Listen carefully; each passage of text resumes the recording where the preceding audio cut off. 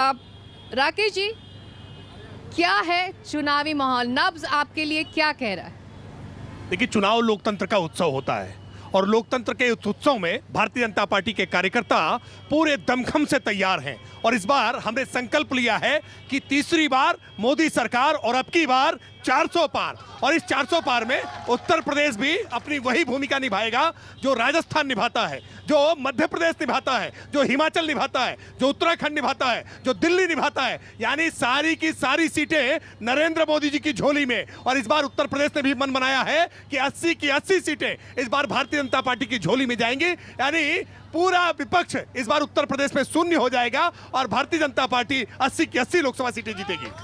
मन की बात आप कर रहे हैं कि नहीं अपने वोटर्स से? नहीं, अब तो डमरू और बम बम की आवाज हो रही है, लेकिन एक समय था जब हर तरफ बम फूटने की आवाज होती थी।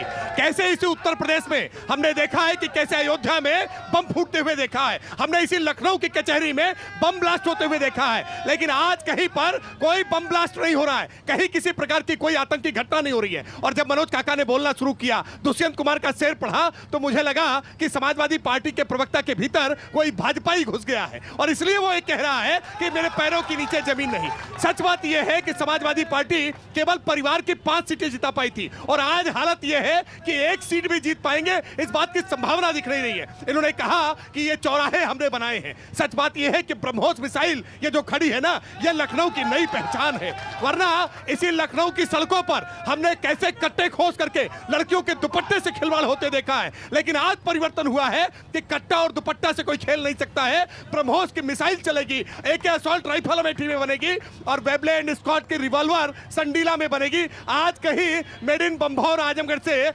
कोई देसी कट्टे नहीं बनते। ये कट्टों का व्यापार नहीं होता है। अराजकता को उखाड़ के फेंका है, विकास के साथ जोड़ने का काम किया है। और देश के युवाओं को ये पूछ रहे थे पर्चा लीक होता है। सच बात यह है कि 40,000 शिक्षक बेसिक शिक्षा में फर्जी तरीके से भर्ती करने का काम इनकी सरकार ने किया था। हमारी सरकार ने अगर पर्चा लीक हुआ तो हमने परीक्षा को रद्द करने का काम किया है। हम युवाओं के भविष्य के साथ कोई खिलवाड़ नहीं होने देते। सच बात यह है कि बेरोजगारी की दर समाजवादी पार्टी के शासनकाल में 17.4% थी और आज योगी आदित्यनाथ जी की सरकार में 2% के नीचे है। हमने उत्तर प्रदेश के युवाओं के मन के भीतर निराशा थी, उस निराशा को आशा में बदलने का काम किया है। हमने आज कानून का राज स्थापित करने का काम किया है और पूरी दुनिया के सामने भारत का मस्तक से ऊंचा करने का काम किया। राकेश जी, योगी जी की सरकार में भी तो पेपर लीक हो रहे हैं। बच्चों की परेशानी तो इस सरकार के कार्यकाल में भी हो रही है। नहीं, हमने देखिए, मैंने इस बात को स्वीकार किया कि अगर कहीं कोई कमी हुई है, कोई खामी की हुई है तो हमने स्वीकार किया है। पर्चा लीक करने वालों पर रासुका तामील किया है, गैंगस्टर और गुंडा एक्ट लगाने का काम किया है।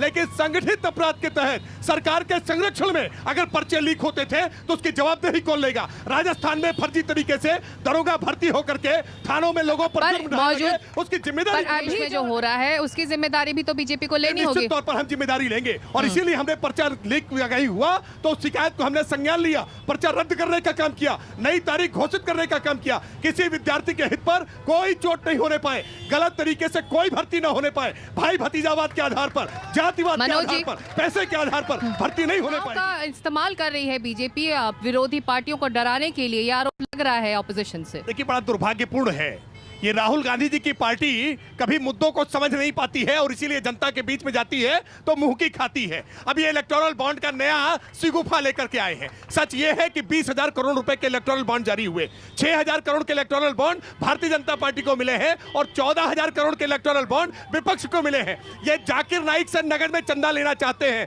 नगद का धंधा करना चाहते हैं क्योंकि भ्रष्टाचार की संभावनाएं उसमें ज्यादा होती हैं। दुर्भाग्यपूर्ण है कि इनको कोई मुद्दे नहीं मिलते हैं, ये मुद्दा विहीन। चलिए, आप अपना जवाब दीजिए, फिर आगे बढ़ेंगे। मैं इतनी बात कहूंगा कि सच ये है कि समाजवादी पार्टी के शासनकाल में उत्तर प्रदेश में प्रधानमंत्री आवास के तहत 17,000 एप्लीकेशंस केवल इन्होंने विचार के लिए केंद्र को भेजी थी और 70 लाख आवास आज प्रधानमंत्री मोदी जी ने गरीब लोगों के घर पहुंचाने का काम किया है। हमने जनता के बीच में काम किया है, गरीबों के लिए हमने काम किया है, आज उनके घरों में पेयजल पहुंचाने का काम किया है। गरीबों के जीवन में क्रांतिकारी बदलाव नरेंद्र मोदी जी लेकर आए हैं और हमने जो किया है उस रिपोर्ट कार्ड के आधार पर आ रहे हैं। वरना 2017 के विधानसभा चुनाव में जब इन्हें रिपोर्ट कार्ड देना था तो चाचा भतीजे की जंग छेड़ दी थी ताकि हिसाब न देना पड़े। ये कभी हिसाब नहीं देना चाहते, चलिए, ऐसे ही इस हल्ला बहस बोल को करते हैं। जिस ओम प्रकाश राजभर के लोगों ने गालियों से नवाजा, ओम प्रकाश राजभर के लड़कों ने भी, उनके प्रवक्ताओं ने भी आज की डेट में उन्हीं का ये क्या नाम जो है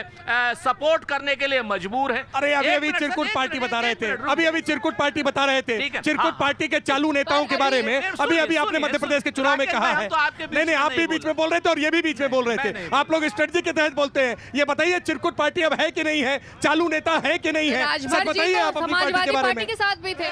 आखिरी दौर है इस चर्चा का, मैं एक रैपिड फायर करूंगी, एक एक शब्द दूंगी आप लोगों को उसको एक शब्द में ही जवाब देना है। आप तीनों से वो 5 शब्द में पूछूंगी और उसका आप क्या मतलब समझते हैं उसका जवाब एक शब्द में दिया जाएगा, ठीक है? तो पहला शब्द है चुनाव। लोकतंत्र का उत्सव और भारतीय जनता के पार्टी लोगों के जन्म जो लोग जीवन में एक क्रांतिकारी बदलाव लाने के लिए चुनाव का उपयोग करेगी। दूसरा शब्द है वोटर। देखिए वोटर जनता जनार्दन है, हम जनता को जनार्दन मानते हैं। उम्मीदवार। उम्मीदवार जनता की अपेक्षाओं पर खरा उतरेगा। मुद्दे। मुद्दे इस समय इनके लिए मोदी हटाओ और हमारे लिए देश को 2047 तक विकसित भारत बनाओ। आपके लिए मुद्दे। आखिरी शब्द मेरे पास बचा है सरकार। सरकार जो जनता के हितों के लिए समर्पित हो वो नरेंद्र मोदी सरकार है, जो गरीबों के लिए समर्पित है। सरकार।